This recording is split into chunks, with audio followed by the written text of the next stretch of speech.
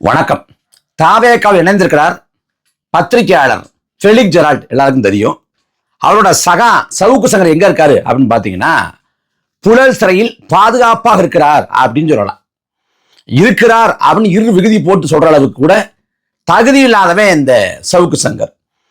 அவன்கிட்ட நன்றி உணர்ச்சியோ அற உணர்ச்சியோ நியாய உணர்ச்சியோ எதுவுமே இருக்காது.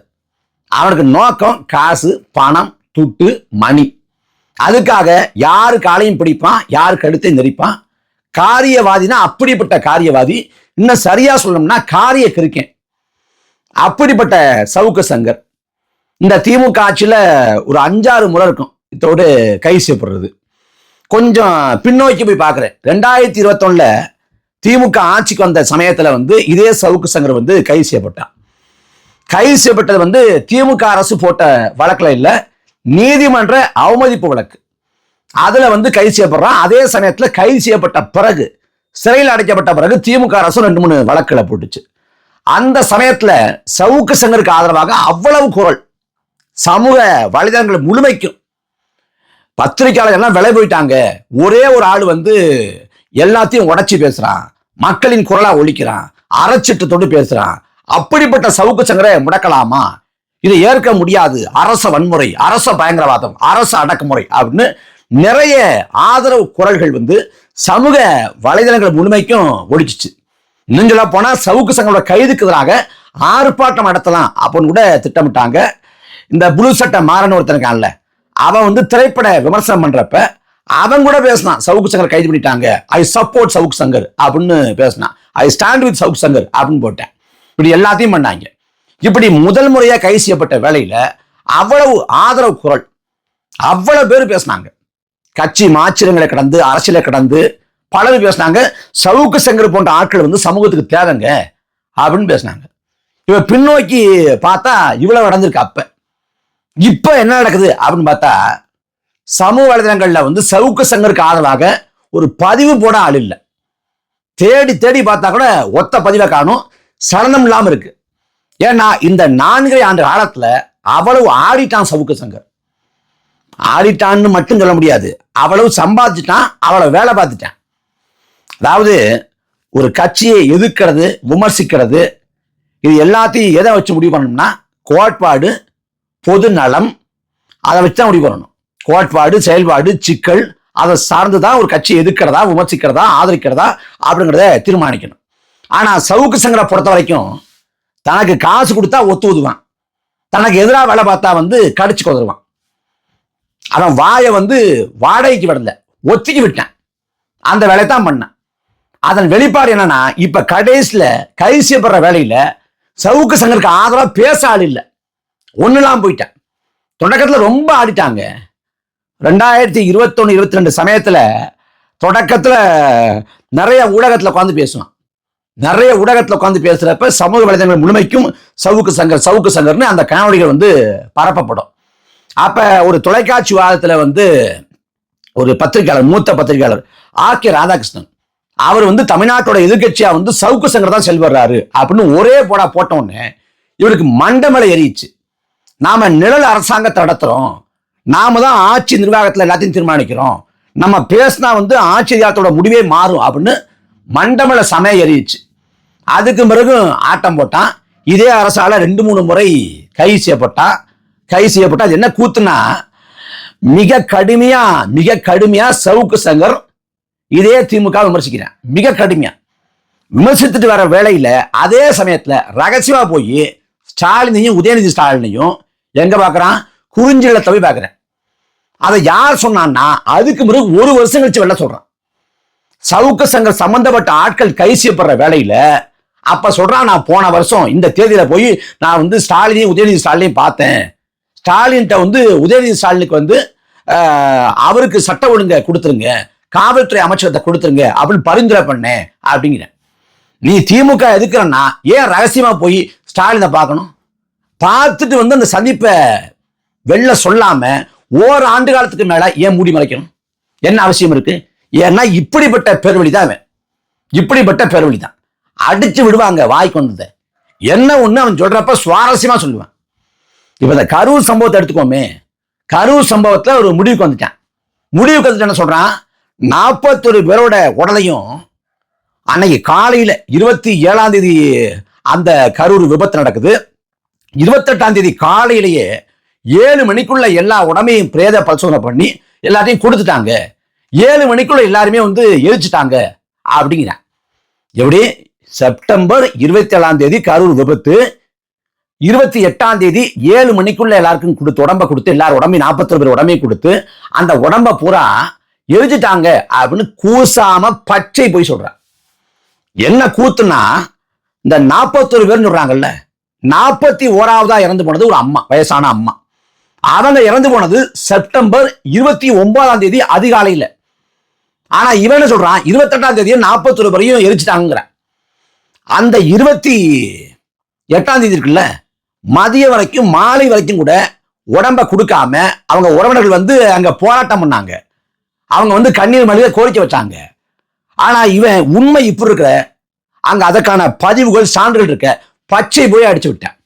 அதே போல நாம் தமிழர் கட்சியோட நிர்வாகிகள் வீட்டுல அண்ணன் சாட்டை துரைமுருகன், தம்பி தன்னக விஷ்ணு, அண்ணன் இசை மாதிவாணன் போன்ற வீடுகளில் அவங்க வீடுகளில் என்னைய சோதனை பண்ணுது. நான் கட்சி இடத்துல படுத்து கிடந்ததால வீட்டுக்கு போகல, எனக்கு வாட்ஸ்அப்ல சம்மன் அனுப்புனாங்க.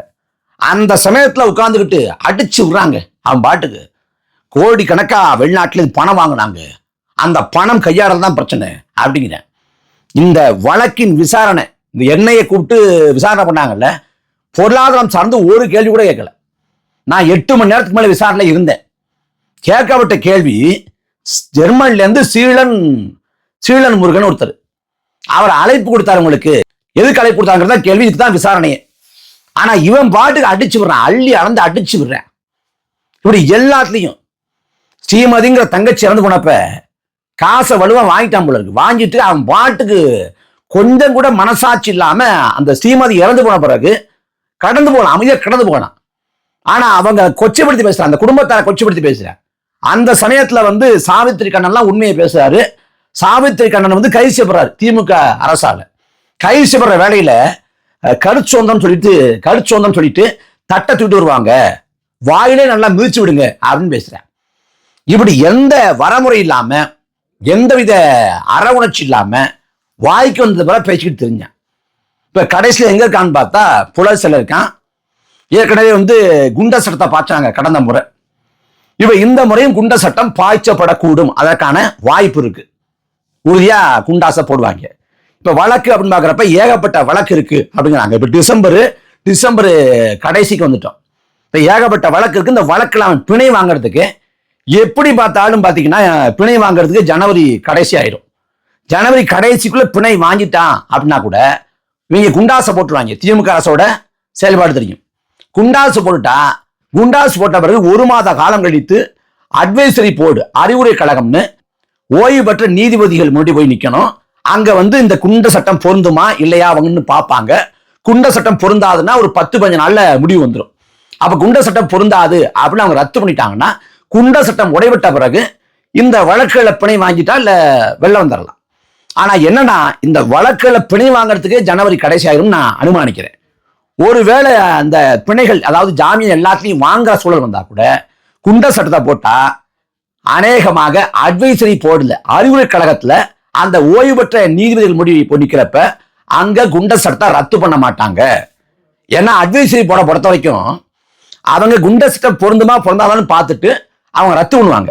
இப்ப நான் குண்ட சட்டத்துல 2018 இருந்தப்ப என்னெல்லாம் ஒரே ஒரு கேள்வி தான் கேட்டாங்க. ஒரே கேள்வி, அப்புறம் போக சொல்லிட்டாங்க. குண்ட சட்டம் அட்வைசரி போர்டுல எனக்கு ரத்தாயிடுச்சு.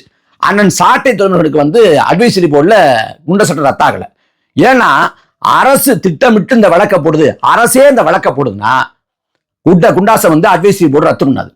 இல்ல இந்த காவல்துறையா அந்த வழக்கு காரணமா போட்டாங்க அப்படின்னா ரத்து பண்ணுவாங்க. இல்ல அரசோட இன்வால்வ்மெண்ட் இருக்கு, அரசோட ஆதிக்கம் இருக்கு, அரசு திட்டமிட்டு இது போடுறாங்கன்னா அவங்க கோர்ட்ல பாத்துக்கட்டும் அப்படின்னு விட்டுவாங்க. அப்ப அட்வைசரி போர்டுல குண்டாசு உடையலன்னா நீதிமன்றத்துக்கு போய் குண்ட சட்டத்தை ரத்து பண்ண போராடணும். அது உயர்நீதிமன்றமோ உச்ச நீதிமன்றமோ. ஆனா அந்த காலத்துக்குள்ள இங்க தமிழ்நாட்டுல சட்டமன்ற பொதுத் தேர்தல் கூட முடிவடைய வாய்ப்பு இருக்கு. 2024 பார்லமென்ற பொதுத் தேர்தல் முடிஞ்ச உடனே சவுக்கோட ஆட்களையும் சவுக்கையும் இதே திமுக அரசு கைது பண்ணுச்சு. இப்ப சட்டமன்ற பொதுத்தேர்தலுக்கு முன்பாக சவுக்க வந்து அலேக்கா வந்து தூக்கிட்டாங்க. ஒருவேளை வந்து இது போடி நடந்துச்சுன்னா இந்த பொதுத்தேர்தல் முடிய வரைக்கும் சவுக்கு சங்கர் உள்ளே கடந்தாலும் கிடப்பான். அதற்கான சாத்தியக்கூறுகள் உண்டு. அதனால நம்ம சொல்றதுக்கு என்ன இருக்குது, அவன் மேல என்ன குற்றச்சாட்டு அப்படின்னா, ஒரு தயாரிப்பாளர், திரைப்பட தயாரிப்பாளரை வந்து மிரட்டி காசு பறிச்சான் அப்படிங்கறதான் குற்றச்சாட்டு. அது பறிச்சானா பறிக்கலையாங்கிறத சவுக்கு சங்கர் தான் நிரூபிக்கணும். ஆனா இப்படி மிரட்டி படம் பறிக்கக்கூடிய ஆள் தான் சவுக்கு சங்கர். 100 விழுக்காடு செய்யக்கூடிய ஆள் தான்.